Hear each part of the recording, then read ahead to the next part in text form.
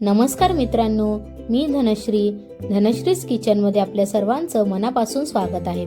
तर आजच्या व्हिडिओमध्ये आपण पाहणार आहोत मोरावळा। त्यासाठी सर्वप्रथम आपल्याला आवळे हे वाफलवून घ्यायचे आहेत।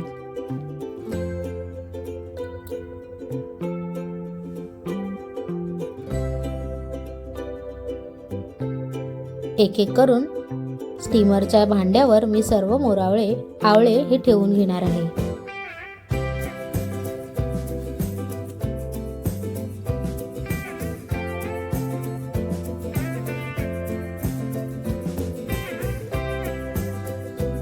आता आपल्याला याला झाकण मारून 45 मिनिटं हे आपल्याला वाफवून घ्यायचे आहेत।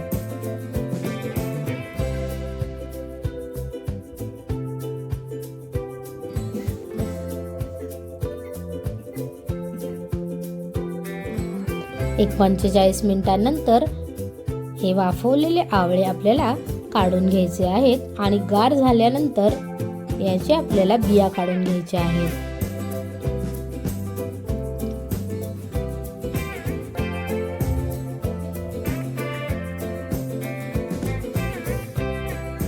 एक एक करून मी सर्व आवळ्याच्या बिया येथे काढून घेतलेल्या आहेत।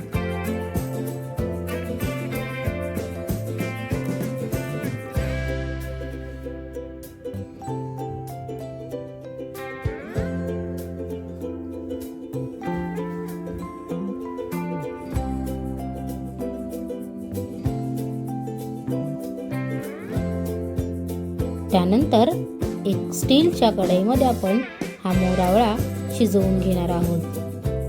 तर सर्वात आधी आपल्याला यामध्ये गूळ आणि आवळ्याचे तुकडे टाकून घ्यायचे आहेत।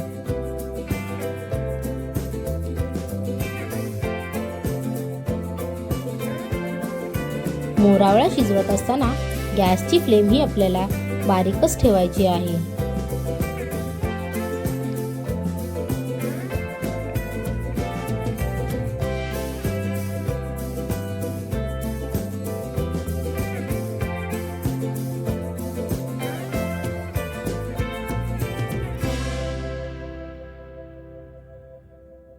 आता हे मिश्रण आपल्याला व्यवस्थितरित्या हलवून मिक्स करून घ्यायचं आहे।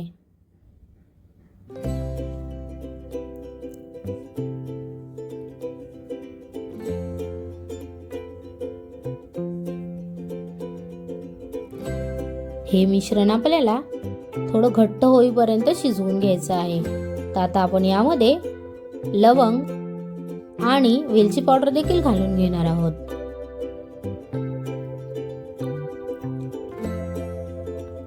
लवंग हे ऑप्शनल आहे, आपल्या आवडीनुसार आपण घालू शकतो।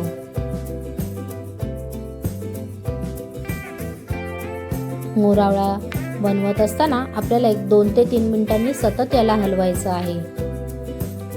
न हलवता हा कंटिन्यू जर आपण गॅसवर ठेवला तर तो खालून करपण्याची शक्यता असते। अशा प्रकारे आपला मोरावळा येथे तयार झालेला आहे। तर तुम्हाला आमची ही मोरावळ्याची रेसिपी आवडली असेल तर नक्कीच धनश्रीज किचनला लाईक करा, शेअर करा आणि सबस्क्राईब करा। भेटूया पुन्हा एकदा नवीन रेसिपी सोबत। तोपर्यंत धन्यवाद।